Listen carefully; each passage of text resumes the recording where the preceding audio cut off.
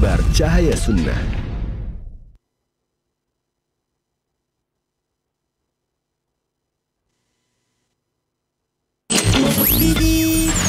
Selamat para pendengar dan pemirsa Roja TV dimanapun Anda berada. Insyaallah kami akan hadirkan di layar kaca Anda program Roja TV. Jazakumullahu khairan bagi Anda para pemirsa Roja TV yang Dan telah sesaat lagi kami hadirkan untuk Anda program acara kajian ilmiah secara langsung. Roja TV, saluran tilawah Al-Quran dan kajian Islam. Kajian Islam ilmiah di Roja TV dan Radio Roja. Namun ada satu hal yang tampaknya menjadi kesepakatan para ulama, bahwasanya amalan terbaik setelah yang wajib adalah zikir, mengingat dan memuji Allah Subhanahu wa taala, dan termasuk di dalamnya adalah majelis ilmu dan belajar ilmu agama. Saksikanlah kajian Islam ilmiah di Roja TV dan Radio Roja.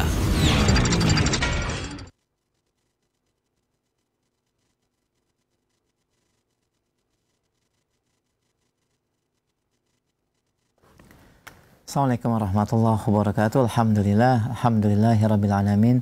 Wassalatu wassalamu ala sayyidil mursalin wa ala alihi wa ashabihi wa man tabi'ahum bi ihsanin ila yaumiddin, ma ba'd. Pemirsa Roja TV dan pendengar Radio Roja, pemerhati Radio Roja di mana saja Anda berada, alhamdulillah di kesempatan sore hari ini kembali kita bertemu dalam kajian dan pembahasan ilmiah di dalam pembahasan dari risalah kitab Wasaya wa Taujihat fi Fiqh Ta'abbud li Rabbil Bariyat bersama Ustaz Anas Burhanuddin hafizahullahu taala, langsung dari STDI Jember, dan alhamdulillah kita telah terkoneksi bersama Ustaz. Kami memberikan kesempatan yang luas bagi para ikhwah pemerhati Roja di mana saja berada. Anda bisa bertanya dalam pembahasan di sore hari ini di line telepon 0218236543. Pertanyaan via chat WhatsApp di 0218236543. Baik, kita mulai kajian dan pembahasan sore hari ini. Kami persilakan kepada Ustaz, falyatafaddal mashkura.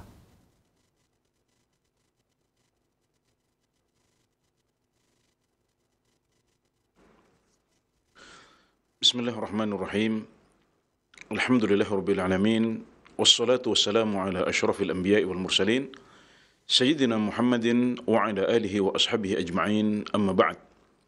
Kembali kita panjatkan syukur kita kepada Allah Subhanahu wa taala atas berbagai nikmat umur panjang, nikmat kesehatan, nikmat masih turunnya hujan di akhir bulan Mei, dan juga berbagai nikmat duniawi yang lain.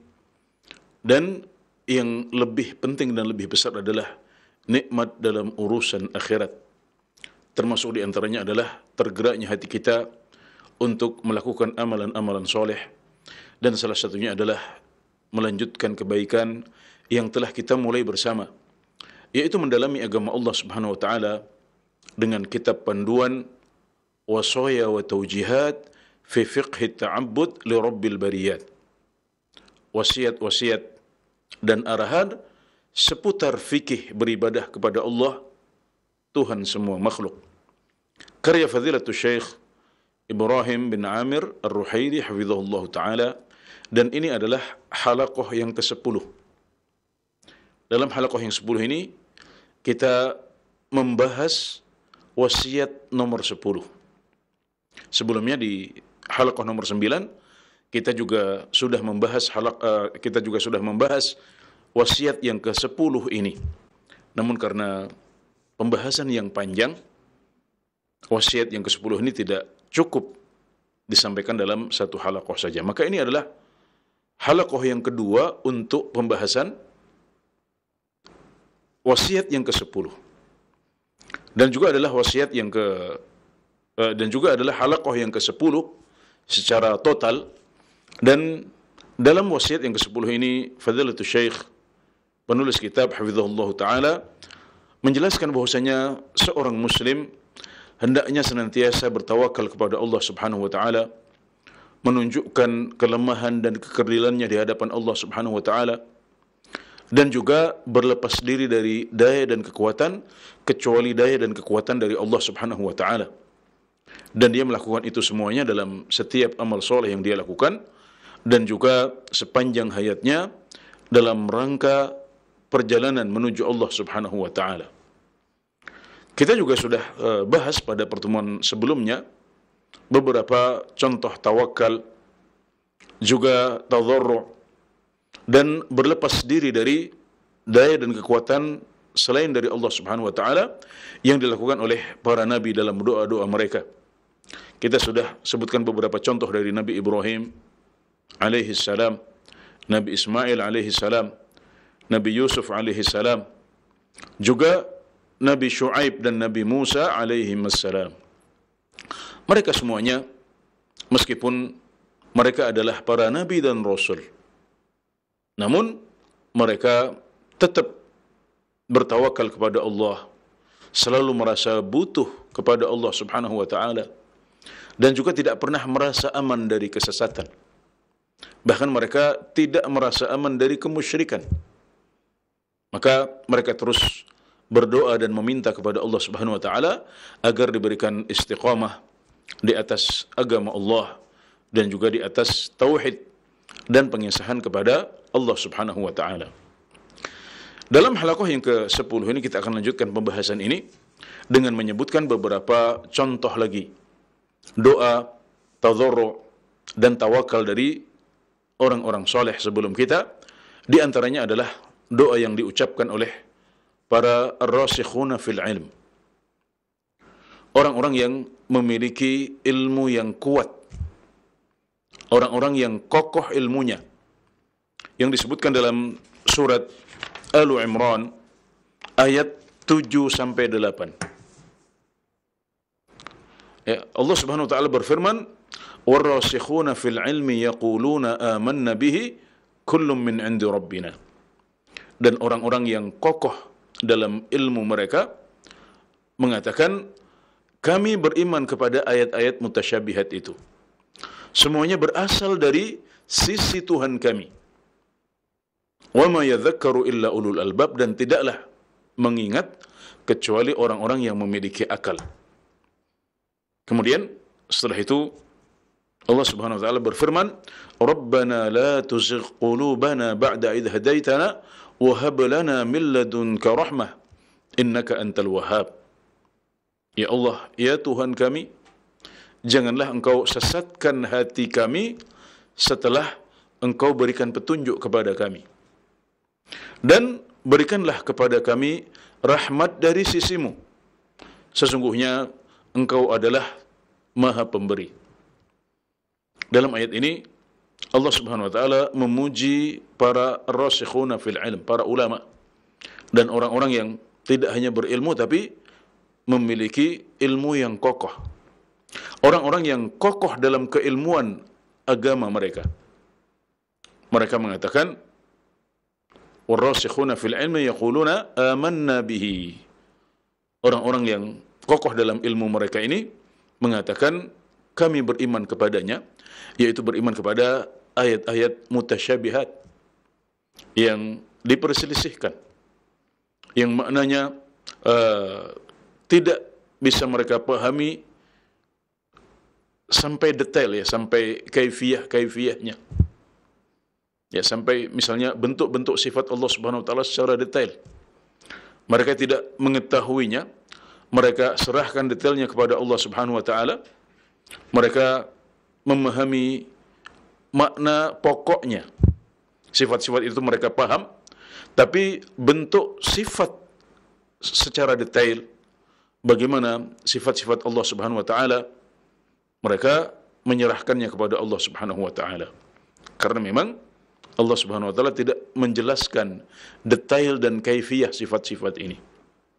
Maka mereka mengimani ayat-ayat tersebut dan meyakini bahwasanya itu semuanya berasal dari Allah Subhanahu wa taala yang merupakan Tuhan mereka. Kemudian di antara kebaikan para ar-rasikhuna fil ilm ini adalah mereka juga berdoa kepada Allah Subhanahu wa taala dengan mengatakan, "Rabbana la tuzigh qulubana ba'da idh hadaitana." Sebuah doa yang masyhur dan populer di kalangan umat Islam, dan karena memang berdasarkan ayat Al-Quran. Doa ini disitir dari Al-Quran, surat Al-Imran ayat 7 dan 8. Rabbana la tuzigh qulubana, wahai Tuhan kami, jangan Engkau sesatkan hati kami.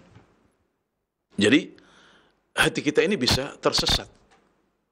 Hati kita ini yang merupakan pusat amalan-amalan hati. Amalan-amalan hati itu ada dalam hati kita. Hati kita akan sehat kalau kita banyak olah hati. Melakukan amalan-amalan hati berupa iman, ya, berupa rasa takut, berupa roja, ya, atau rasa berharap kepada Allah Subhanahu wa taala. Kemudian juga syukur, gembira, ya, sedih, senang, ini semua adalah amalan-amalan hati yang kalau kita mengolah hati kita dengan amalan-amalan ini, maka hati kita akan menjadi sehat. Sebagaimana badan kita akan menjadi sehat kalau kita sering olahraga. Raga kita menjadi sehat dengan olahraga, dan hati kita menjadi sehat dan bersih dengan olah hati. Jadi, hati inilah pusatnya amalan-amalan hati ini. Dan hati ini bisa baik, bisa buruk. Hati kita bisa mendapatkan petunjuk dan juga bisa sesat. Maka, karena sesatnya hati adalah kesesatan yang paling parah. Rusaknya hati akan berdampak pada kerusakan organ tubuh yang lain. Orang-orang yang kokoh dalam ilmu mereka merasa perlu untuk meminta kepada Allah Subhanahu wa taala, berdoa kepada Allah Subhanahu wa taala agar hati mereka diselamatkan dari kesesatan. Rabbana la tuzigh qulubana ba'da idh hadaitana. Mereka sudah mendapatkan hidayah. Mereka bersyukur kepada Allah Subhanahu wa taala atas nikmat Islam, nikmat iman, nikmat hidayah. Mereka sudah merasakan manisnya iman. Maka mereka tidak ingin kehilangan nikmat hidayah dan iman ini. Mereka meminta kepada Allah Subhanahu wa taala agar jangan sampai hati mereka disesatkan setelah mereka mendapatkan hidayah. Nah, ini adalah sebuah doa yang sangat bagus yang perlu kita contoh dan teladani. Kita juga merasakan hal yang sama. Maka kebutuhan kita sama, kita semuanya alhamdulillah tanpa harus capek-capek, tanpa harus lelah mencari, sebagian besar kita sudah mendapatkan hidayah dari Allah Subhanahu wa taala, dilahirkan dalam keadaan Islam. Kemudian banyak dari kita juga tumbuh sehingga sampai sejauh ini, di usia ini kita masih bisa mempertahankan Islam dan iman kita. Maka jangan sampai Islam dan iman serta hidayah ini terlepas dari kita. Maka kita juga perlu untuk meminta kepada Allah dalam sujud-sujud kita, dalam waktu-waktu yang mustajab, meminta kepada Allah Subhanahu wa taala dengan melantunkan doa seperti doanya para ar-rasikhuna fil ilm. Rabbana la tuzigh qulubana ba'da idh hadaitana wa hab lana min ladunka rahmah. Dan berikanlah kami, anugerahilah kami ya Allah rahmat dari sisimu. Para ar-rasikhuna fil ilm meminta dari Allah Subhanahu wa taala untuk dianugerahi rahmat. Dan rahmat ini kita semuanya membutuhkannya. Kasih sayang dari Allah Subhanahu wa taala akan berdampak positif untuk kehidupan kita di dunia dan di akhirat. Kalau Allah sayang kepada kita, Allah melimpahkan rahmatnya kepada kita, kita akan bahagia di dunia dan di akhirat. Sebaliknya kalau sampai Allah cabut rahmatnya atau jauhkan kita dari rahmatnya, maka itu adalah laknat. Kita menjadi terlaknat. Na'udzubillahi min dzalik. Karena arti dari laknat adalah dijauhkan dari rahmat Allah. Arti terlaknat adalah dijauhkan dari rahmat Allah Subhanahu wa taala. Maka saat Allah Subhanahu wa taala mendekatkan rahmatnya kepada kita, melimpahkan rahmatnya kepada kita, maka itu adalah kenikmatan yang terbesar. Sebaliknya saat Allah Subhanahu wa taala menjauhkan rahmatnya dari kita, maka berarti kita sudah dilaknat olehnya dan sudah dijauhkan dari kebaikan-kebaikan. Maka ini adalah sebuah doa yang bagus juga yang bisa kita teladani. Kita juga bisa mencontoh para ar-rasikhuna fil ilm dengan menghafal doa ini dan sering-sering mengucapkannya dalam doa-doa kita. Rabbana la tuzigh qulubana ba'da idh hadaitana wa hab lana min ladunka rahmah. Kita meminta rahmat Allah Subhanahu wa taala dari sisinya. Innaka antal wahhab, sesungguhnya engkau adalah yang maha pemberi. Sesungguhnya engkaulah yang maha menganugerahi. Jadi di sini kita bertawassul kepada Allah Subhanahu wa taala dengan salah satu nama Allah yang indah. Salah satu Asmaul Husna yaitu Al-Wahhab. Karena kita meminta anugerah, kita minta diberi oleh Allah Subhanahu wa taala, maka nama yang tepat untuk kita jadikan media tawassul adalah nama Al-Wahhab, yaitu Allah yang maha memberi, Allah yang maha menganugerahi, Allah yang maha mengkaruniai. Ini semuanya ya, pemberian, anugerah dan karunia ini maknanya sama. Jadi kita bisa terjemahkan dengan salah satu dari tiga makna ini. Dan Allah Subhanahu wa taala adalah yang maha memberi, yang memberikan kita hidup, memberikan kita fisik yang baik, memberikan kita umur panjang, memberikan kita rezeki, memberikan kita nafas, memberikan kita fisik dengan detailnya yang luar biasa, yang tidak bisa ditiru oleh umat manusia, meskipun dengan kecanggihan teknologi yang sudah mereka capai sekarang. Sama sekali tidak bisa. Itu semuanya pemberian dari Allah Subhanahu wa taala, maka dialah Al-Wahhab.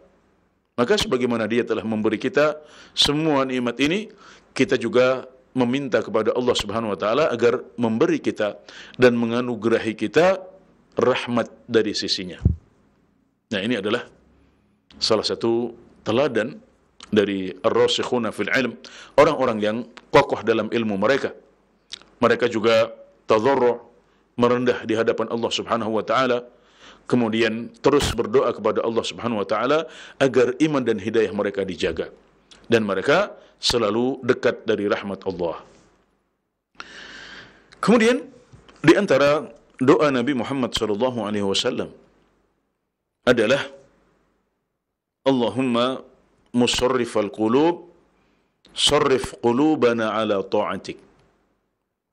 Kalau sebelum ini kita sudah menyebutkan contoh-contoh doa dari Nabi Ibrahim alaihissalam, dari Nabi Ismail alaihissalam, Nabi Shu'aib, Nabi Yusuf, Nabi Musa alaihimussalam, kemudian dari ar-rasikhuna fil ilm. Maka selanjutnya penulis menyebutkan beberapa contoh doa minta hidayah, minta thabat dan istiqamah yang diberikan oleh yang dicontohkan oleh Nabi Muhammad sallallahu alaihi wasallam. Dan salah satunya adalah yang disebutkan dalam sebuah hadis riwayat Muslim, bahwasanya Rasulullah sallallahu alaihi wasallam mengatakan, ya musarrifal qulub, sarrif qulubana ala ta'atik. Allahumma musarrifal qulub, sarrif qulubana ala ta'atik. Nah, jadi yang pertama ini dimulai dengan Allahumma. Dan nanti yang selanjutnya baru ya muqallibal qulub. Yang pertama Allahumma musarrifal qulub, sarrif qulubana ala ta'atik. Ya Allah, ya Tuhan kami, wahai Allah yang membolak-balikkan hati, arahkanlah hati kami di atas ketaatan-Mu. Arahkanlah hati kami kepada ketaatan-Mu. Nah, ini kandungan dari doa yang agung dicontohkan oleh Nabi Muhammad SAW dalam hadis ini. Ya, jadi kita semuanya membutuhkan thabat dan istiqamah. Kita semuanya ingin agar hidayah kita terjaga. Maka salah satu ikhtiar yang bisa kita lakukan agar hidayah kita terjaga, iman kita kokoh dan terbina, adalah mengucapkan doa yang dicontohkan oleh Nabi Muhammad SAW ini. Allahumma, ya Allah, ya Tuhan kami. Jadi di sini kita memanggil Allah Subhanahu wa taala. Asmaul Husna yang kita sebutkan dalam ayat ini adalah Allah, ya. Allahumma, ya Allah, ya sesembahan kami, ya wahai sesembahan kami. Kemudian kita juga menyebutkan salah satu nama Allah Subhanahu wa taala, yakni Musarrifal Qulub. Wahai Musarrifal Qulub, ya Muqallibal Qulub, ya Musarrifal Qulub. Wahai Allah yang membolak-balikkan hati, wahai yang membolak-balikkan hati. Nah, kita semuanya menyadari bahwasanya hati kita ini sering sekali terbolak-balik. Hati ini sering sekali tidak lempeng dan istiqamah. Maka kita memintakan istiqamah dan ketetapan kepada Allah Subhanahu wa taala agar jangan sampai hati kita berpaling dari amal saleh, jangan sampai hati kita berpaling dari ketaatan kepada Allah Subhanahu wa taala. Dan tentunya kita juga sudah sering mendengar bahwasanya hati kita ini berada di antara dua jemari Allah Subhanahu wa taala. Sebagaimana dijelaskan dalam hadis sahih, inna quluba al-ibad baina asbu'ain min asabi'ir rahman yusarrifuha kaifa syaa. Sesungguhnya hatinya para hamba itu berada di antara dua jemari di antara jemari-jemari Allah Subhanahu wa taala. Dia menggerakkannya sekehendak dia. Jadi berbolak-baliknya hati kita itu berada di tangan Allah Subhanahu wa taala. Dia yang menggerakkan hati kita dengan tangannya. Dia yang menggerakkan hati kita dengan jemari-jemarinya. Sebegitu mudah Allah Subhanahu wa taala membolak-balikkan hati kita. Dan kalau kita tahu fakta itu, ya ini tentunya sesuatu yang tidak bisa kita lihat tapi kita bisa merasakan. Saat kita sedang banyak dosa, saat kita sedang futur, saat kita sedang banyak maksiat, maka kita merasakan hati kita begitu jatuh. Hati kita begitu down. Hati kita begitu gersang. Sehat dan sakit. Maka kita tidak bisa melihat bagaimana Allah Subhanahu wa taala sedang menjatuhkan hati kita. Kita tidak bisa melihat bagaimana Allah menggerakkan hati kita untuk jatuh. Tapi kita bisa merasakan dampak dan akibatnya. Yaitu berupa kesedihan, resah, gundah gulana, hati yang sakit, jiwa yang rapuh, dan begitu jauh dari rahmat Allah Subhanahu wa taala. Sebaliknya saat hati kita sedang bersih, hati kita sedang suci, hati kita sedang sehat, maka kita merasakan manisnya iman, merasakan jiwa yang tenang, merasakan dada yang lapang. Jadi kita tidak bisa melihat bagaimana Allah Subhanahu wa taala membolak-balikkan hati kita. Karena Allah Subhanahu wa taala berkehendak untuk tidak bisa dilihat di dunia. Maka kita tidak bisa melihatnya. Namun kita bisa merasakan dampaknya, kita merasakan perubahan dalam hati kita saat Allah Subhanahu wa taala sedang membolak-balikkan hati kita. Kita bisa rasakan itu, maka kita mengimani kabar yang disebutkan dalam hadis tersebut. Bahwasanya Allah Subhanahu wa taala membolak-balikkan hati kita dengan kedua jemarinya. Kita mengimani hal tersebut. Karena apa? Karena kita meskipun tidak melihat, kita bisa merasakannya. Kemudian yang kedua, kalau seandainya kita tidak bisa merasakannya, maka kabar ini disampaikan oleh Nabi Muhammad SAW dalam hadis yang sahih. Ini kabar ghaib yang sampai kepada kita dengan sanad yang sahih. Bahwasanya Allah Subhanahu wa taala, bahwasanya hati para hamba itu terletak di antara dua jemari di antara jemari-jemari Allah Subhanahu wa taala. Maka kita mengimani kabar ghaib tersebut. Sebagaimana ar-rasikhuna fil ilm war-rasikhuna fil ilmi yaquluna amanna bihi.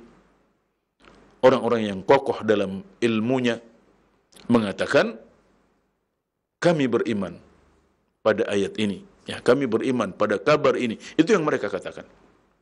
Maka kita juga mengimani demikian.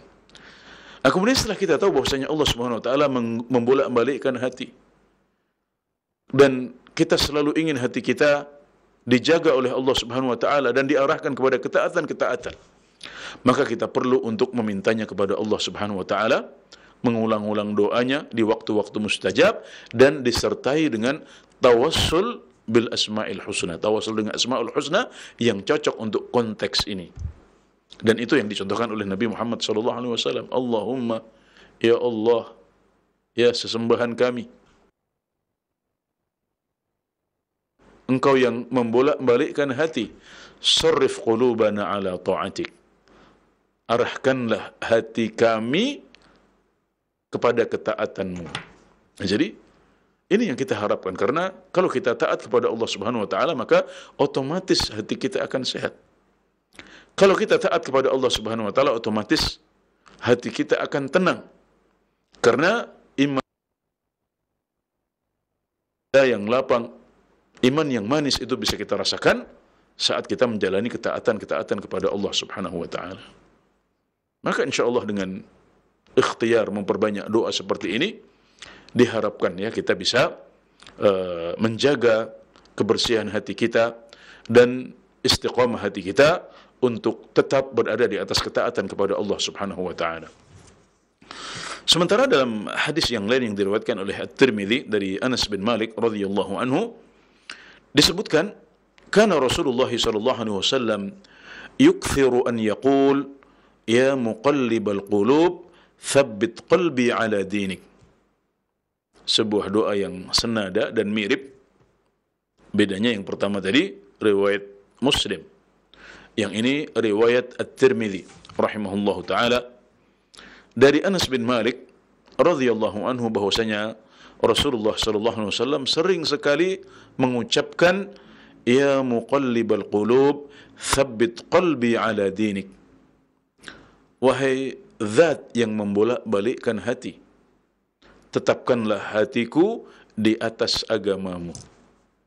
Ya, ini juga senada dengan doa yang pertama tadi, yaitu bahwasanya Rasulullah sallallahu alaihi wasallam juga menyadari bahwasanya hati beliau dibolak-balikkan oleh Allah Subhanahu wa taala. Beliau termasuk para hamba yang hatinya juga berada di antara dua jemari Allah Subhanahu wa taala. Allah menggerakkannya sebagaimana Dia kehendaki. Maka Nabi Muhammad SAW juga merasa diri beliau lemah di hadapan Allah Subhanahu wa taala. Beliau bertadarru', beliau tawakal, beliau banyak meminta kepada Allah Subhanahu wa taala sehingga sering sekali beliau membaca doa ini. Allahumma ya muqallibal qulub tsabbit qalbi ala dinik. Ya Allah, ya ini juga tawassul dengan lafzul jalalah ya. Allahumma ya Allah. Memanggil dengan memanggil Allah Subhanahu wa taala, ditambah lagi dengan salah satu nama dan sifatnya, wahai Allah yang membolak-balikkan hati. Maka musarriful qulub dan muqallibul qulub merupakan dua dari sekian banyak asmaul husna yang dimiliki oleh Allah Subhanahu wa taala. Ya muqallibal qulub tsabbit qalbi ala dinik, tetapkanlah hatiku di atas agamamu.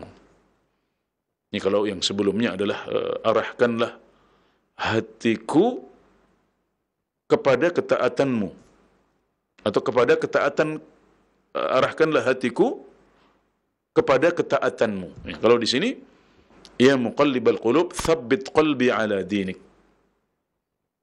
tetapkanlah hatiku di atas agamamu. Ya, ini mirip dengan redaksi hadis yang pertama, tapi ada penekanannya untuk bisa istiqamah di atas agama Islam. Ya, jangan sampai kita murtad, jangan sampai kita keluar dari Islam. Nah, ini juga mencakup agama secara umum, ya, baik pokoknya maupun cabangnya. Tapi redaksi yang pertama itu bisa kita katakan ya dia lebih fokus pada cabang-cabang agama. Sementara yang kedua ini lebih fokus pada pokok agama, yaitu bagaimana kita mempertahankan diri agar tidak lepas dari akar Islam kita. Jangan sampai kita keluar dan murtad dari agama yang telah Allah anugerahkan kepada kita sejak kita lahir, atau sejak kita memeluk agama yang indah ini. Maka maka hadis ini yang diriwayatkan oleh Tirmidzi juga semakna dengan doa yang sering sekali kita ulang-ulang. Paling tidak 17 kali dalam sehari. Bisa jadi lebih dari itu. Yaitu saat kita mengucapkan dalam solat kita, ihdinas siratal mustaqim. Ya Allah, tunjukkanlah kami ke jalan yang lurus. Siratal ladzina an'amta 'alaihim, yaitu jalan orang-orang yang Engkau berikan nikmat kepada mereka, itu jalan Islam ini. Ghairil maghdubi 'alaihim, bukan jalannya orang-orang yang dimurkai. Nabi Muhammad SAW menafsirkannya sebagai misalnya orang-orang Nasrani. Ghairil maghdubi 'alaihim, bukan jalannya orang-orang yang dimurkai. Nabi Muhammad SAW menafsirkannya sebagai misalnya orang-orang Yahudi, waladhdallin, dan juga bukan jalannya orang-orang yang sesat. Nabi Muhammad SAW menafsirkannya dengan mengatakan misalnya orang-orang Nasrani. Jadi Islam yang merupakan jalan tengah antara Yahudi dan Nasrani, dan juga Islam yang menggabungkan antara kebaikan yang ada di dua agama samawi ini, juga menghindarkan dua keburukan yang ada di masing-masing dua agama samawi ini. Dan kebaikannya adalah menggabungkan antara ilmu dan amal. Ya, menggabungkan antara ilmu dan amal. Jadi mendasari ibadah kita dengan ilmu, dan kalau kita sudah berilmu, jangan sampai kita tidak beramal. Nah, itulah intisari dari ajaran agama Islam. Sementara jalan orang-orang yang dimurkai adalah mereka yang banyak ilmu tapi tidak pernah diamalkan. Karenanya Nabi Muhammad SAW mengatakan, "Man fasada min ulama'ina fa fihi syabahun bil yahud." Barang siapa yang rusak di antara para ulama kita, para ulama kami, barang siapa yang rusak di antara para ulama Islam, maka dia menyerupai orang-orang Yahudi. Ilmu mereka banyak. Berapa banyak nabi yang diutus kepada mereka, tapi mereka justru membangkang dan tidak banyak beramal soleh. Sebaliknya, kekurangannya orang-orang Nasrani adalah mereka sering sekali beribadah kepada Allah Subhanahu wa taala tanpa dasar ilmu.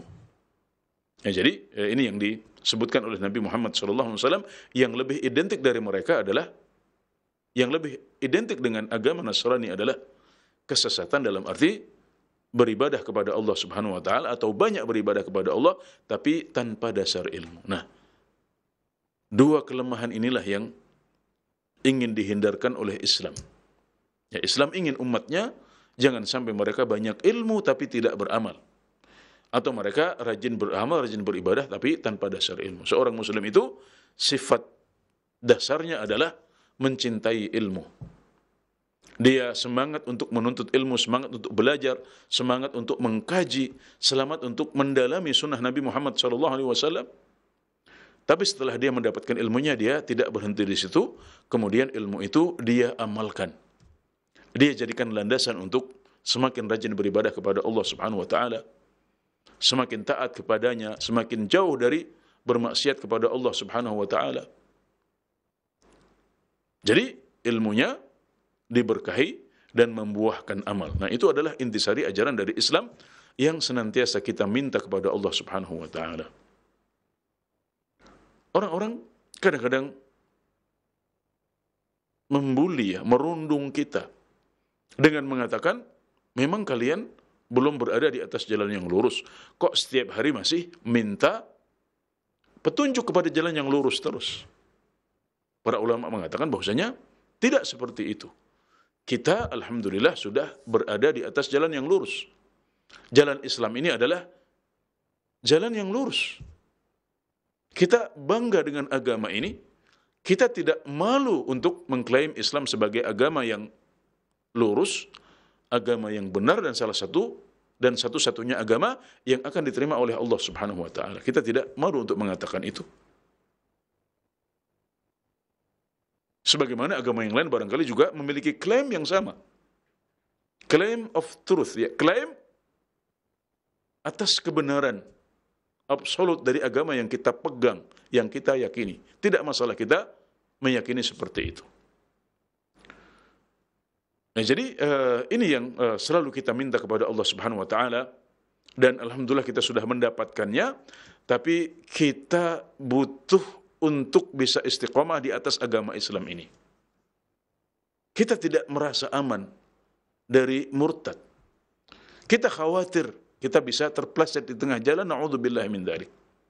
Makanya kita butuh untuk terus meminta kepada Allah Subhanahu wa taala. Karenanya saat kita berdiri dalam salat kita, kemudian sampai pada doa yang agung ini, ihdinas siratal mustaqim, siratal ladzina an'amta 'alaihim ghairil maghdubi 'alaihim waladdallin, hendaknya kita hadirkan hati kita, kita resapi, kita hayati, sehingga doa yang sering kita lantunkan dan kita ucapkan ini jangan sampai menjadi ritual yang tanpa arti. Doa ini sangat agung, kita semuanya butuh. Sebagaimana dahulu Nabi Muhammad SAW juga sering sekali mengucapkan, ya muqallibal qulub, thabbit qalbi ala dinik. Kemudian hadis yang ketiga adalah hadis yang diriwayatkan oleh Abu Dawud dengan sanad yang sahih juga dari Mu'adz bin Jabal radhiyallahu anhu. Beliau mengisahkan bahwasanya Nabi Muhammad SAW mengatakan, ya Mu'adz, inni la uhibbuk. Wahai Mu'adz, sungguh aku mencintaimu. Ya, ini sebagai pengamalan dari sabda Nabi Muhammad SAW yang lain. Bahwasanya barang siapa yang mencintai saudaranya karena Allah, hendaknya menyampaikannya. Kalau kita melihat orang-orang saleh, orang-orang yang bertakwa, dan melihat atau takjub melihat ibadah dan kesalahan mereka, kita katakan, inni uhibbuka fillah. Sungguh aku mencintaimu karena Allah. Maka ini juga yang disampaikan. Nabi langsung mencontohkannya dengan mengatakan, ya Mu'adz, inni la uhibbuk. Wahai Mu'adz, sungguh aku mencintaimu. La tada'anna fi duburi kulli salah an taqul Allahumma a'inni ala dzikrika wa syukrika wa husni ibadatik.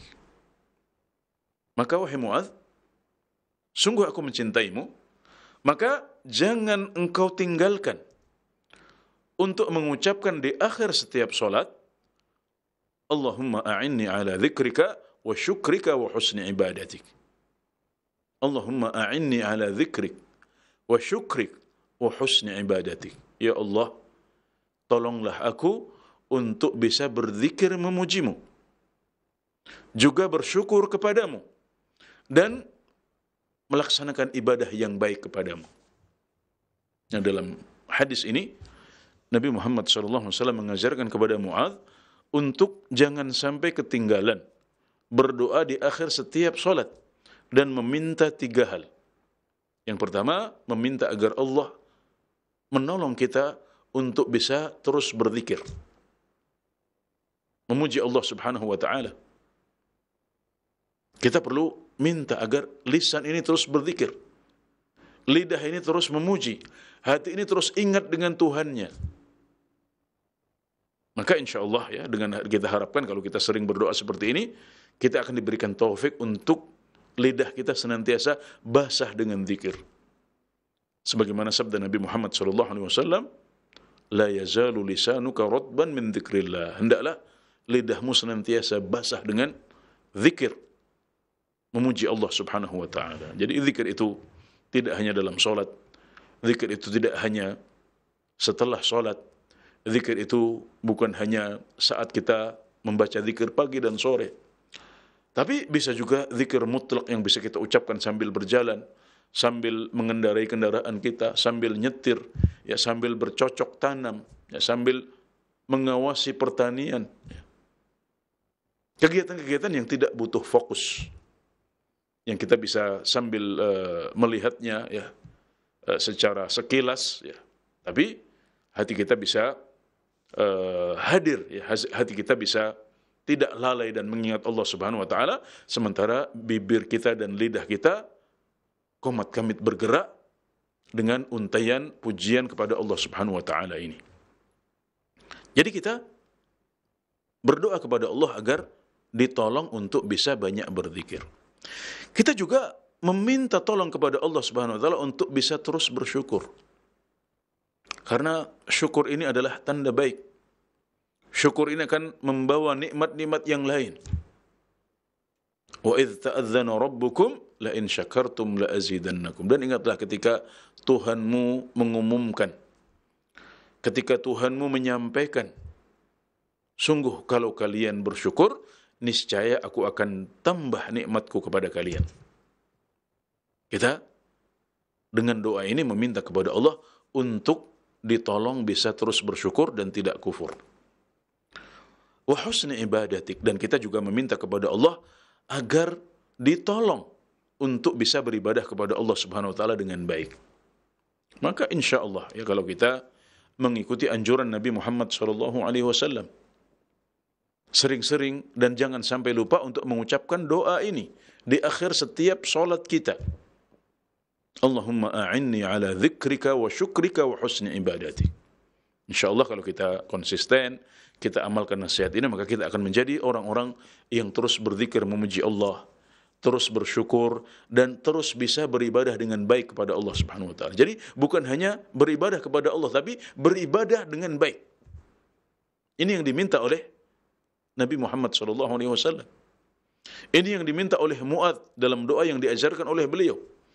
Ini juga yang kita minta saat kita meneladani Nabi Muhammad SAW dengan mengamalkan hadis ini, yaitu dengan memperbanyak doa ini di akhir setiap solat, sebelum salam atau setelah salam. Nah, ini ada perbedaan penafsiran dari kalangan di antara para ulama kita. Ada sebagian yang menafsirkannya sebagai doa sebelum salam, dan ada yang menafsirkannya bahwasanya yang dimaksud adalah setelah salam ya.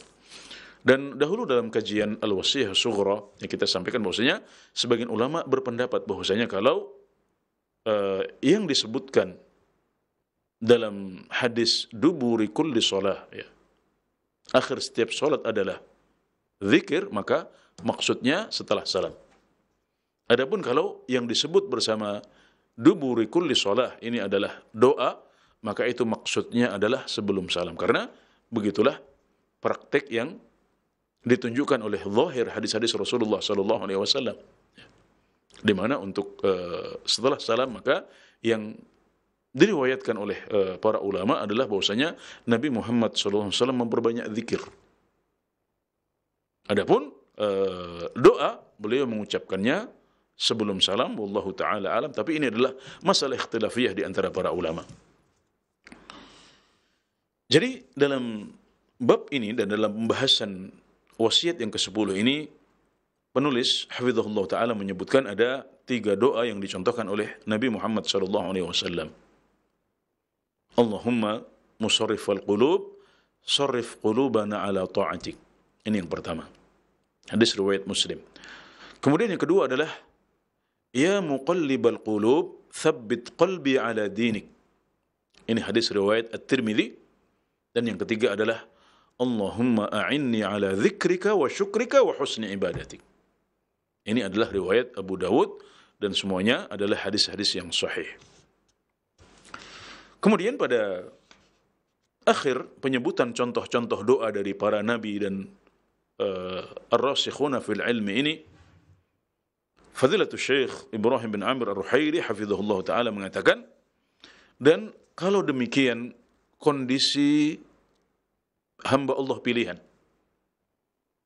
kalau demikian kondisi orang-orang yang terpilih dan juga para rasul, di mana mereka adalah orang yang dahulu wahyu turun kepada mereka. Mereka adalah orang-orang yang menyampaikan syariat Allah Subhanahu wa taala. Mereka adalah orang-orang yang didukung oleh Allah Subhanahu wa taala dengan mukjizat-mukjizat.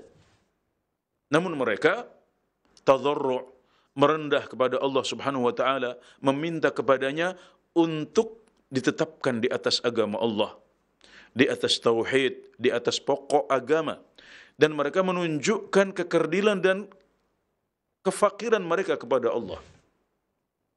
Maka bagaimana dengan kita orang-orang yang tidak lebih mulia dari mereka? Kita yang hanya orang-orang biasa seharusnya lebih butuh kepada bimbingan dari Allah Subhanahu wa taala. Kita semuanya lebih butuh untuk terus berdoa. Kita semuanya lebih dikhawatirkan ketersesatan kita dibandingkan para nabi. Ya, para nabi masih khawatir. Mereka menyembah berhala. Mereka khawatir meninggalkan sholat, maka mereka berdoa kepada Allah Subhanahu wa taala, mendoakan anak keturunan mereka. Nah, kita yang orang-orang biasa seharusnya lebih takut, lebih khawatir untuk kemudian lebih banyak berdoa dan tadharru kepada Allah Subhanahu wa taala. Ibrahim At-Taimi rahimahullah taala pernah mengatakan, "Wa man ya'manul balaa'a ba'da Ibrahim." Kalau Nabi Ibrahim alaihi salam tidak merasa aman dari bala dan kesesatan, maka siapa setelah Nabi Ibrahim yang berani merasa aman dari kemusyrikan dan kesesatan? Jangan sampai ada. Seharusnya tidak ada yang merasa aman bahwasanya dia akan baik-baik saja, ya dia akan terus istiqamah, dia akan terus terjaga hidayahnya. Jangan sampai kita punya perasaan seperti itu. Kita semuanya harus merasa butuh kepada Allah. Kita semuanya merasa tidak aman dari kemusyrikan, dari bid'ah, dari maksiat, dari murtad. Kita tidak aman dari itu semuanya. Maka mari kita teladani para nabi dan rasul. Kita teladani para ar-rasikhuna fil ilm. Kita teladani orang-orang soleh sebelum kita dengan memperbanyak doa berupa tawakal kepada Allah, ya, meminta petunjuk, meminta istiqamah, meminta thabat, meminta dijaga keislaman dan keimanan kita. Ini yang sangat kita butuhkan.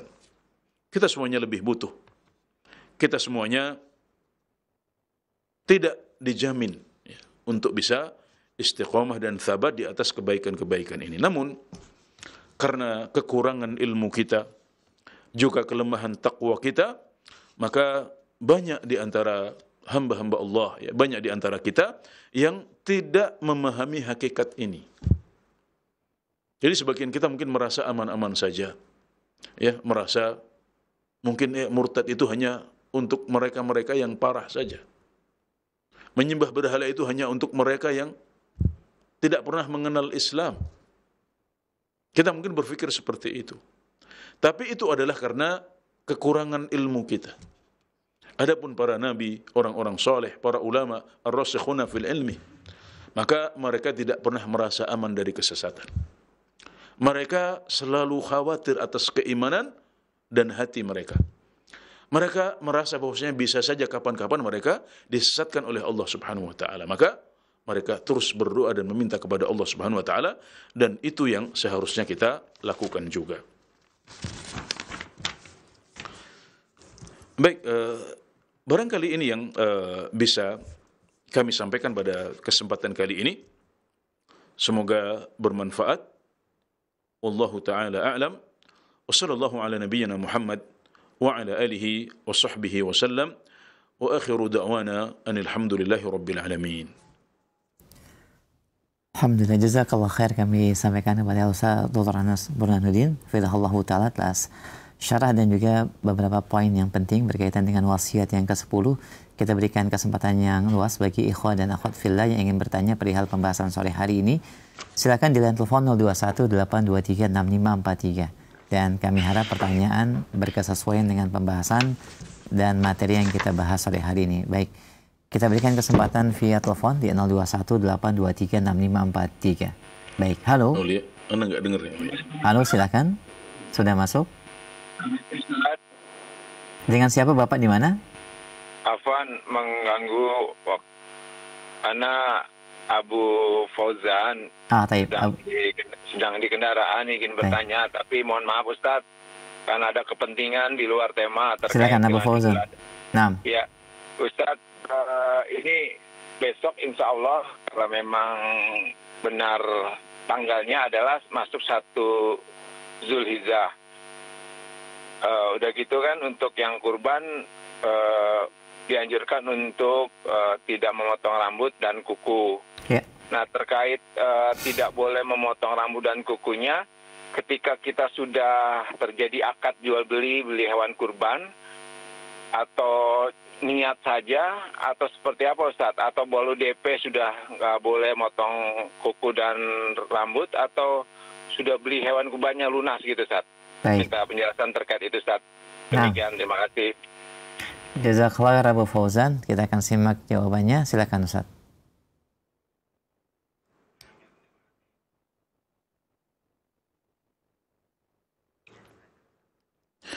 Ya, redaksi hadis yang disampaikan oleh Rasulullah SAW terkait dengan pertanyaan saudara kita ini adalah idza dakhala al-'ashr wa arada ahadukum an yudhi fala ya'khudhanna min sya'rihi wa min dhufrihi syai'an atau kama qala alaihi salatu wassalam. Ya. Kalau sudah masuk 10 pertama bulan Dzulhijjah dan seorang di antara kalian ingin untuk berkurban, maka hendaknya dia tidak mengambil dari rambutnya atau kukunya sedikit pun.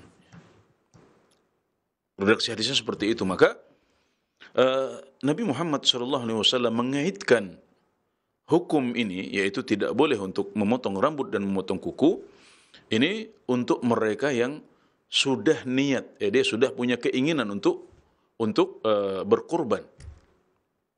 Maka orang yang sudah ingin berkorban, meskipun korbannya belum dibeli, ya, korbannya belum transaksi, ya, korbannya belum ditransaksikan, maka sudah berlaku baginya hukum ini, karena Nabi Muhammad SAW mengatakan, wa arada ahadukum an yudhi. Jika sudah masuk 10 Dzulhijjah, maksudnya 10 hari pertama bulan Dzulhijjah, yaitu dengan masuknya hari pertama. Dan seorang di antara kalian ingin untuk berkorban, nah, berarti dikaitkan dengan keinginan kita untuk berkorban. Maka yang sudah ada niat, sudah ada keinginan, maka dia berlaku dari awal Dzulhijjah.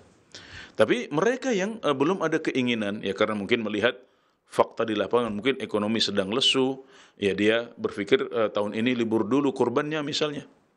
Tapi kemudian Allah membukakan baginya pintu rezeki, katakanlah di tanggal 5 Dzulhijjah, 6 Dzulhijjah, maka saat dia ingin itulah, saat dia ingin berkorban itulah, mulai berlaku baginya larangan untuk memotong kuku dan memotong rambut. Baik, seperti itu jawabannya. Semoga bisa dipahami dengan baik. Nah, jazakallah khair atas penjelasan dan jawabannya. Demikian Ibu Fauzan yang di perjalanan. Semoga Allah mudahkan dan menjadi pencerahan. Barakallahu fiik. Kita berikan kesempatan yang kedua. Taib, silakan di 0218236543. Taib, mohon maaf terputus. Kami akan pertanyaan via telepon terlebih dahulu. Assalamualaikum warahmatullahi wabarakatuh. Taib, mohon maaf sudah ada yang menyambung. Silakan. Halo. Assalamualaikum warahmatullahi wabarakatuh. Waalaikumsalam warahmatullahi wabarakatuh. Ahlan. Ummu dengan siapa di mana? Sekarang Ibu Jujur Saratan, Pak. Ahlan, silakan ummu pertanyaannya. Ini Pak Ustadz, sila doa-doa, ya abdi alhamdulillah, ganda diucapkan Pak Ustadz ya, alhamdulillah Pak abdi terus dilaksanakan gitu. Mung abdi teh setiasa bajar dan sholat dan beli kursi wae gitu. Sholat di kursi saja, Ibu? Iya, jadi kalau bisa mau sujudnya nggak bisa gitu. Iya, karena sakit kakinya atau bagaimana, Ibu? Iya, kakinya sakit, pinggangnya sakit Baik. gitu. Jadi berdoa itu sudah sebelumnya salam gitu aja, doa di situ bisa gimana gitu. Baik Ibu. Kita akan simak jawabannya. Jazakallahu khair, barakallahu fiik. Makasih ya Pak Ustaz. Afwan, sama-sama Ibu. Assalamualaikum warahmatullahi wabarakatuh. Waalaikumsalam warahmatullahi wabarakatuh. Berdiri bisa nggak Ibu? Ibu bisa nggak berdiri Ibu saat Ibu bisa nggak berdiri? Masih bersama kita Ibu? Halo? Ustaz, tampaknya sudah terputus, Ustaz. Mohon maaf. Sudah putus ya? Nah, Ustaz.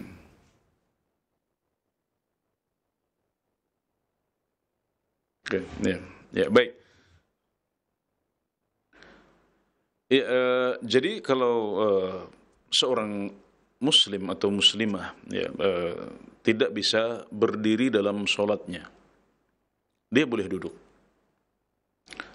Atau kalau dia tidak bisa rukuk dan sujud sebagaimana mestinya, ya bisanya dengan duduk saja karena sedang ada masalah pada badannya, yang kalau dia paksakan rukuk atau sujud secara sempurna, maka itu akan berdampak buruk pada kesehatannya. Maka dia boleh duduk dalam sholatnya. Sebagai pengamalan dari firman Allah Subhanahu wa taala dalam hadis Al-Mughirah bin Syu'bah radhiyallahu anhu yang dahulu pernah sakit wasir, ya. Boleh punya penyakit bawasir atau yang dikenal sebagai wasir atau ambeien dalam istilah masyarakat Indonesia. Maka Nabi mengatakan kepada beliau, "Shalli qa'iman fa illam tastati' fa qa'idan. Salatlah secara berdiri. Kalau engkau tidak bisa, engkau bisa duduk. Shalli qa'iman fa illam tastati' fa qa'idan fa illam tastati' fa 'ala janbin. Kalau kamu tidak bisa, maka engkau bisa salat dengan berbaring, miring atau berbaring. Jadi bertahap ya. Kalau bisa berdiri, berdiri. Kalau tidak bisa berdiri, duduk. Kalau tidak bisa duduk, bisa berbaring. Dalam sebagian riwayat, kalau tidak bisa berbaring, telentang. Ya, seperti itu tahapannya. Jadi apa yang bisa dilakukan secara sempurna, lakukan secara sempurna. Artinya kalau ibu masih bisa berdiri, ya, yang nggak bisa adalah rukuk dan sujud, maka saat waktunya berdiri, ibu harus berdiri. Ya, jadi berdiri dahulu, kemudian membaca Al-Fatihah, membaca surat. Setelah selesai, baru kemudian, karena yang tidak bisa adalah rukuk dan sujud, maka ibu baru duduk untuk melaksanakan rukuk dan sujud sebisanya. Jadi seperti itu. Termasuk terkait dengan berdoa sebelum salam, ya, maka tidak masalah ya melakukan doa sebelum salam dalam posisi sholat ibu itu duduk saja, karena itu yang ibu bisa, dan yang seperti itu tidak mengurangi pahala. Ya, jadi karena kalau orang itu duduk karena tidak bisa berdiri, atau duduk karena tidak bisa rukuk dan sujud, sehingga rukuk dan sujudnya sebisanya, maka pahalanya tetap sempurna. Tidak berkurang pahalanya. Demikian juga hak ya, dan juga sunnah untuk mengucapkan doa ini. Membaca doa di akhir setiap sebelum salam ya, di akhir salat setiap sebelum salam, Allahumma a'inni ala dzikrika wa syukrika wa husni ibadatik, ini juga tetap berlaku. Meskipun Anda sedang sakit dan salat Anda tidak dilakukan secara sempurna. Jadi alhamdulillah ini adalah sebuah kemudahan dalam Islam ya. Jadi meskipun sakit ya, tetap berusaha untuk mengerjakan sholat secara konsisten, istiqomah, dan juga tetap berusaha memenuhi sunnah-sunnahnya sebisa mungkin. Insya Allah dengan begitu maka kualitas sholat Anda akan semakin baik, dan itu semuanya akan dicatat oleh Allah Subhanahu Wa Taala sebagai tambahan pahala dalam sholat Anda biidznillah ta'ala. Nah, Ustaz, alhamdulillah, jazakallah khair atas nasihat, jawaban, dan juga penjelasannya. Demikian ibu yang bertanya, ya semoga Allah mudahkan dan berikan kesehatan dan diberikan keistiqomahan dalam beribadah. Baik, kita berikan kesempatan kembali pertanyaan selanjutnya via telepon. Halo. Halo, assalamualaikum. Waalaikumsalam warahmatullahi wabarakatuh. Ahlan, dengan siapa Bapak di mana? Dengan Bapak Subono di Jawa Timur, Pak. Ahlan Pak Subono, Masya Allah. Jauh, silakan Pak pertanyaannya. Ya, assalamualaikum warahmatullahi wabarakatuh. Assalamualaikum. Silakan. Ini saya mau tanya, saya kan sedang puasa Daud. Jika besok itu mulai 1 Zulhijjah, berarti ketemu tanggal 9-nya kan hari Kamis ya.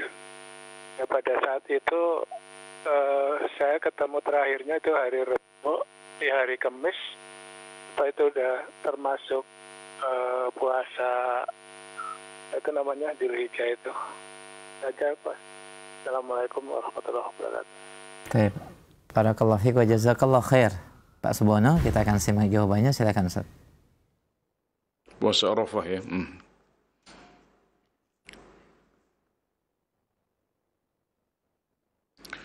Iya, jadi kalau seorang muslim terbiasa melakukan puasa Daud ya. Puasa Daud itu adalah puasa selang-seling ya, sehari puasa, sehari tidak. Maka kalau kemudian ya, dia melewati hari-hari tertentu yang merupakan hari puasa khusus, misalnya puasa Arafah atau puasa Asyura, ya, maka dia disunahkan ya, untuk tetap melaksanakan puasa-puasa khusus ini yang hanya satu hari ya, misalnya Arafah ya, atau Asyura. Sehingga pada saat itu mungkin pola Daudnya agak berubah sebentar. Jadi kalau misalnya tadi disebutkan contohnya kalau seandainya hari Arafah itu jatuhnya nanti hari Kamis. Nah sementara karena dia puasa Daud, maka kemarin hari Rabu dia sudah berpuasa. Sehingga seharusnya Kemis ini tanggal 9 Dzulhijjah itu dia tidak berpuasa kalau dia mengikuti pola puasa Daud dia. Namun karena puasa Arafah ini adalah puasa khusus dan hanya 1 hari saja dan punya keutamaan yang besar.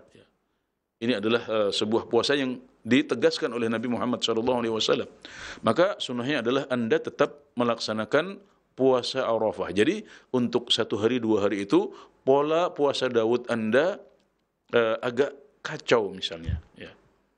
Agak berubah ya, tidak kacau ya, agak berubah karena kemasukan puasa Arafah atau puasa Asyura ini. Ya. Nah, maka nanti bisa setelah itu kembali lagi ke pola lama. Nah, tapi nanti akan ada beberapa hari tidak puasa. Jadi sama, ada kadang-kadang terganggu puasa, kadang-kadang terganggu hari tidak boleh puasa. Maka berarti nanti Anda ya bisa polanya adalah tanggal 8 puasa, misalnya dari awal ya, tanggal 8 puasa berarti tanggal 7 tidak puasanya di hari genap ya misalnya ya. Tanggal 6 puasa, tanggal 7 tidak puasa, tanggal 8 puasa, tanggal 9 puasa lagi. Kenapa? Karena hari Arafah. Nah, tanggal 10 tidak puasa karena Idul Adha. Tanggal 11, 12, 13 juga haram untuk berpuasa. Kenapa? Karena hari-hari tasyrik. Nah, baru kemudian nanti polanya kembali lagi di tanggal 14. Ya. Tanggal 14 Anda bisa berpuasa lagi, kemudian 15 tidak puasa, 16 puasa lagi, dan seterusnya. Nah, jadi pola Daud ini hanya berubah pada tanggal 9 sampai tanggal 13 Dzulhijjah saja. Setelah itu Anda bisa kembali. Nah, jadi ini yang dilakukan oleh orang yang biasa berpuasa Daud, kemudian melewati 1 hari atau 2 hari puasa khusus seperti hari Arafah dan hari Asyura. Ya. Semoga bisa dipahami dengan baik. Nah, Ustaz, jazakallah khair, barakallah fiik. Demikian Bapak Subono yang ada di Jawa Timur. Semoga menjadi pencerahan dan jawaban bermanfaat. Barakallah fiik. Kami angkat selanjutnya pertanyaan via chat WhatsApp. Baik, sudah ada yang masuk via telepon? Nah, silakan kita angkat dulu. Halo. Baik, halo, silakan. Nah, silakan Bapak. Assalamualaikum warahmatullahi wabarakatuh. Waalaikumsalam warahmatullahi wabarakatuh. Dengan siapa di mana? Abu Aulia dari Riau. Abu Aulia di Riau, Masya Allah. Silakan Pak, pertanyaannya. Ini kita untuk mewujudkan anak yang soleh. Nah, jadi ada masalah satu yang dihadapi. Orang tua kita kan punya wasiat. Sedangkan wasiat itu kan tidak boleh diberikan kepada ahli waris. Nah. Namun di notaris telah diungkapkan demikian. Tapi saya sebagai anak yang tertua, saya tidak menerima keadaan itu karena wasiat tadi batal karena yang menerima ahli waris, yang menerima harta itu atau pembagian hak itu hanya ahli waris. Jadi semua sanak saudara ini tidak mau merubah sistem ini, hanya berpedoman kepada notaris atau berujuk kepada yang pembagiannya dari wasiat. Jadi bagaimana solusi sikap saya sebagai anak yang soleh untuk bisa mewujudkan ini harus dibagi secara faraid, bukan dibagi secara notaris. Nah, ini Ustaz, terima kasih Ustaz. Apa langkah-langkah yang harus saya tempuh Ustaz? Baik, Abu Aulia. Sudah melalui pertemuan, sudah melalui pokoknya bermacam cara lah sudah dilakukan, namun yang pihak adik-adik yang lain tidak mau melakukan, tetap berpegang teguh kepada wasiat. Notarisnya dibuat setelah dibuatnya sebelum dia meninggal, tapi ditunjukkan oleh salah seorang adik atau apa setelah dia meninggal. Nah, ini jadi masalah pula ini. Nah, tolong bagaimana sikap saya untuk menjebatani ini, karena saya ingin orang tua kita agar di yaumil qiyamah ini dia tenang begitu. Saya sebagai anak yang soleh. Baik, Abu Aulia. Harus bagaimana itulah. Nah, insyaallah bisa kita pahami. Ada jawaban, Ustaz. Jazakallah khair, barakallah fiik. Kita akan simak jawabannya. Nah, silakan Ustaz.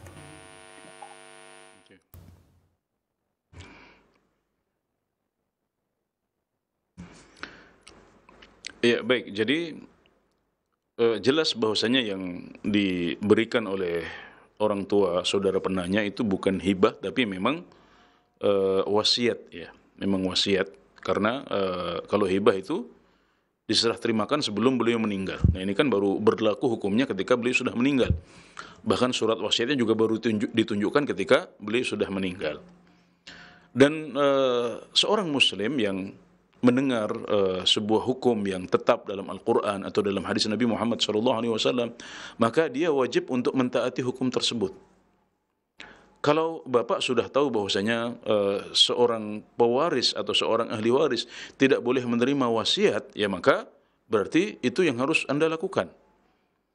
Kalau Anda mendapatkan ya jatah wasiat yang seharusnya lebih dari jatah waris Anda, maka Anda harus mengembalikannya kepada ahli waris yang lain. Itu yang harus dilakukan. Tapi kalau misalnya terjadi kesepakatan di antara mereka, ya bahwasanya nanti mereka sudah saling ridho semuanya, ya, tanpa terkecuali sudah ridho misalnya dengan model pembagian tertentu. Misalnya satu orang seharusnya dapat 1/3 tapi dia rela untuk dapat 1/4 saja. Nah, kemudian ada yang seharusnya dapat 1/2 tapi dia rela dengan mendapatkan 1/3 saja misalnya. Atau sebaliknya, ya. Jadi yang seharusnya dapat banyak tapi rela mendapatkan sedikit, ya, karena yang sedikit yang mendapatkan lebih sedikit tapi akhirnya dapat lebih banyak dan mereka sudah saling ridho sama mereka seperti itu, maka itu juga boleh, ya. Tapi saling ridho ini adalah setelah tahu hak mereka awalnya masing-masing seperti apa. Nah, maka saran saya ya untuk saudara penanya, ya Anda bisa konsultasi kepada para ahli faraid, ya, kepada ahli waris. Warisan itu seharusnya kalau dibagi secara hukum waris seperti apa. Nah, nanti setelah tahu ya jawabannya, Anda tahu bahwasanya Anda akan mendapatkan sekian, kakak Anda mendapatkan sekian, ya, adik Anda akan mendapatkan sekian, ya. Nah, itu nanti kalau mereka ditanya, kalau kemudian mereka ternyata ya sudah saya nggak apa-apa dapat segini aja. Nah, biar si fulan dapat lebih banyak misalnya. Kemudian semua ahli waris sudah sepakat seperti itu, maka itu enggak apa-apa. Tapi perlu melalui tahapan bahwasanya mereka tahu hak mereka dulu seperti apa. Nah, dan itu adalah sebagai bentuk upaya karena Anda hanya bagian dari mereka, ya. Artinya keputusan itu akan diambil bersama-sama. Yang jelas Anda berusaha untuk menyampaikan bagaimana seharusnya. Kalau kemudian mereka sepakat, alhamdulillah. Kalaupun mereka kemudian akhirnya memaksa Anda untuk memakai pola mereka, maka berarti Anda sudah berusaha untuk menyampaikan, ya. Dan kewajiban Anda hanya sampai sebatas itu saja. Tapi kalau kemudian semoga ya ada saling tarodhi, saling ridho sesama para ahli waris, ya, dengan pola yang misalnya ditulis dalam surat wasiat, dan itu setelah masing-masing tahu haknya secara hukum waris dalam Islam, maka itu juga boleh dan enggak apa-apa, walhamdulillah. Nah, alhamdulillah, jazakallah khair atas jawaban dan nasihat yang disampaikan Abu Aulia. Demikian, semoga menjadi pencerahan dan bisa dikomunikasikan dengan kerabat dan saudara-saudaranya. Barakallahu fikum. Kami angkat selanjutnya pertanyaan via chat WhatsApp, Ustaz. Assalamualaikum warahmatullahi wabarakatuh. Saya hamba Allah izin bertanya, apakah kita akan dimintai pertanggungjawaban di akhirat dan di alam barzakh apabila ada orang lain yang memiliki persangkaan buruk kepada kita, Ustaz? Mohon nasihatnya dan jawabannya, jazakallah khair.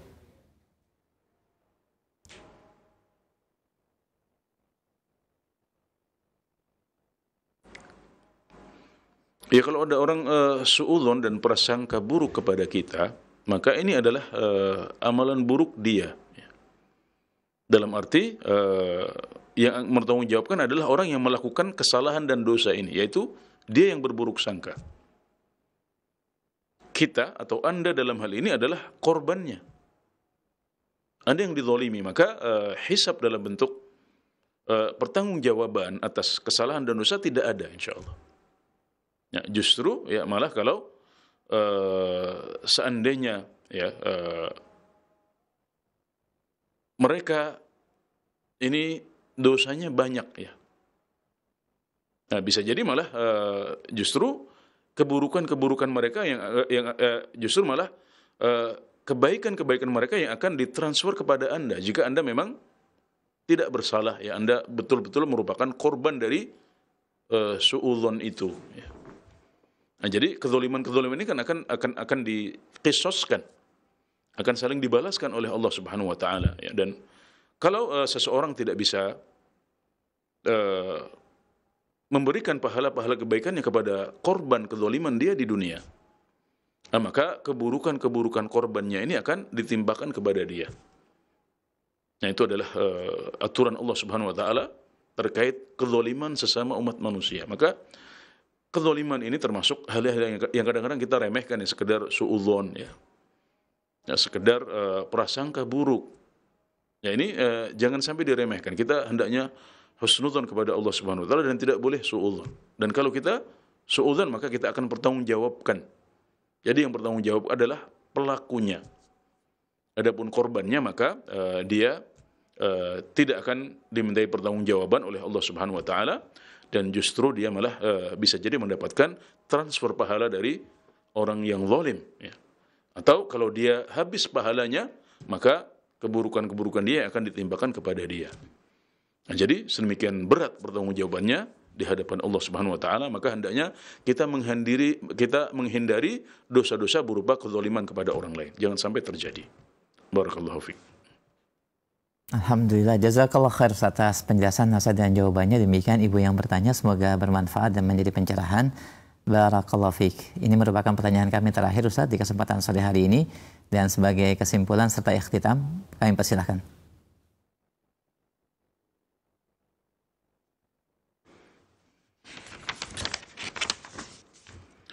Ya, pada kesempatan sore hari ini kita alhamdulillah sudah berhasil menyelesaikan halaqah yang ke-10 dari kajian kitab kita, dan intisarinya adalah bahwasanya para ar-rasikhuna fil ilm, juga Nabi Muhammad SAW itu seperti para nabi-nabi yang sebelumnya juga senantiasa tadharru, berdoa dan tawakal kepada Allah Subhanahu wa taala.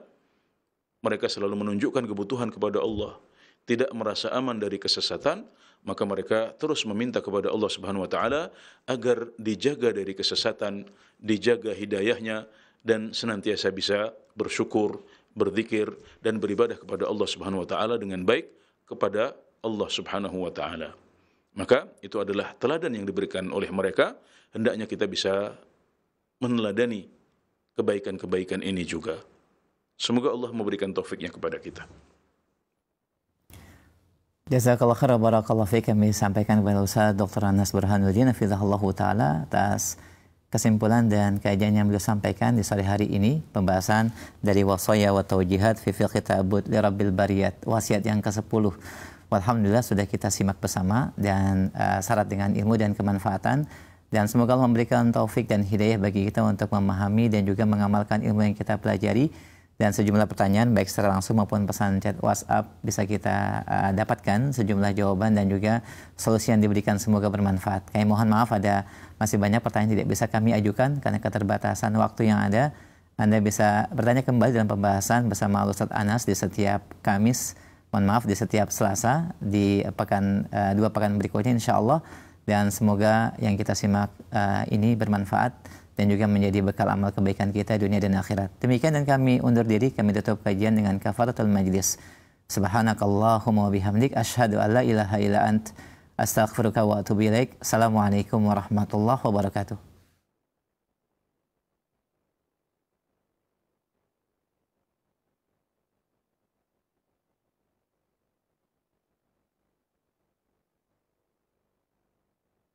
Roja TV, saluran tilaah Al-Quran dan kajian Islam.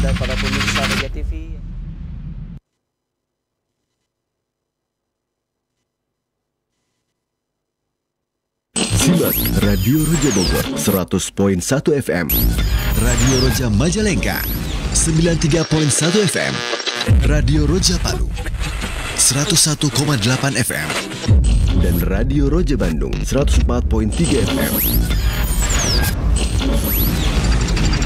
Menebar cahaya sunnah.